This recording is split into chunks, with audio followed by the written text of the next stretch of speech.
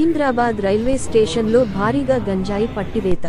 Secunderabad railway స్టేషన్లో పోలీసులు సోమవారం 62 కిలోల గంజాయిని పట్టుకున్నారు.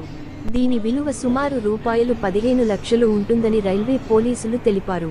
ఒడిశా నుంచి నాందేడ్కు రైళ్లలో గంజాయి తరలిస్తున్నట్లు సమాచారం అందుకున్న పోలీసులు తనిఖీలు చేపట్టారు.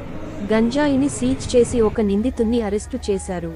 మరో 5 నిందితులు పరారీలో ఉన్నారు.